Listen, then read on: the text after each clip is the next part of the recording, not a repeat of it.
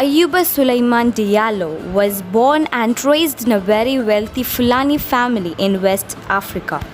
In his early childhood itself, he was well known for his great intelligence and bravery. At the age of 15, he memorized whole Quran and Islamic rule. He continued to write his knowledge about Islam and Arabic in tons of papers.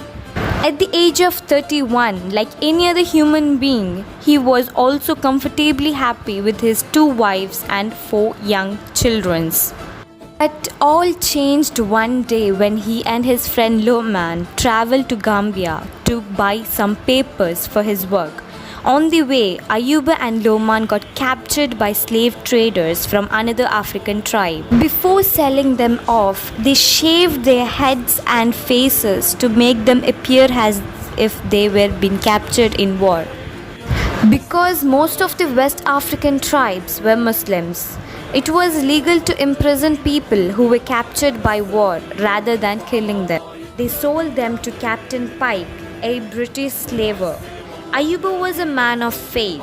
Enduring all pains and tortures, he succeeded in convincing Captain Pike that he was from a wealthy family and to allow him to write a letter to his father to repay the money behalf of him, but it failed as the letter got received by someone else. Therefore, Captain Pike sold Ayuba to a Christian farmer, Mr. Tolstoy, in Maryland. Like an animal, initially he was put to work in a tobacco field, but quickly he became very ill. Then he was sent to cattle work, where he felt so grateful as he could pray. He would leave the cattle and go into the woods nearby to pray. Once when he was praying behind the wood, a white young boy threw some dirt on his face and had fun. Perhaps all these tortures and struggles, Ayuba ran away. It's not the end. Again he got imprisoned and arrested, thrown into the jail by Kent Country Courthouse. They would offer him wine, pig and other prohibitions in Islam, but he stayed strong and denied all of it. As usual, torture continued. While in the prison, he became locally famous for his ability to write Arabic.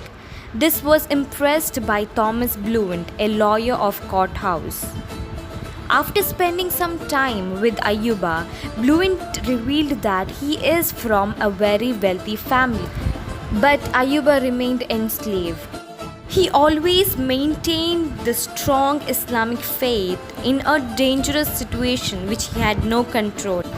With a risky move, he wrote a letter to his father explaining everything that had happened and asked to free him.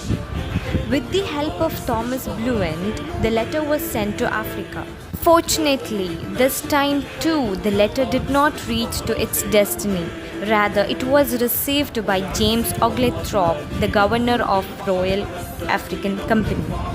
He was inspired by the story of Ayuba and decided to buy him for his freedom. Therefore, Ayuba left America and journeyed with the company of Thomas Blount. He was very knowledgeable about Islam. He once copied whole Quran 3 times from his memory, but he wasn't fluent in English language.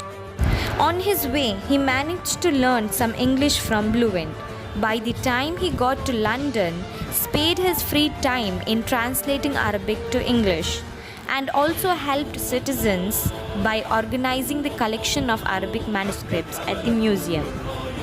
After some time, he became very famous in London because of his intellect. This is the portrait of Ayuba Sulaiman Diallo, painted by William Ho. A Quran is tied around his neck and a mark in his forehead is due to prostration, indicating how strong his faith was. No matter what happened in your life, all is planned by Allah and He is the best of planner. In 1734, Ayuba was set free and returned to his homeland. Ayuba wasn't just a Muslim, but a proudly one. Even if you're short, ugly, fat or untalented, Allah has honored you with Islam to the extent that if you seek honor somewhere else, you will be humiliated. So, what's your choice?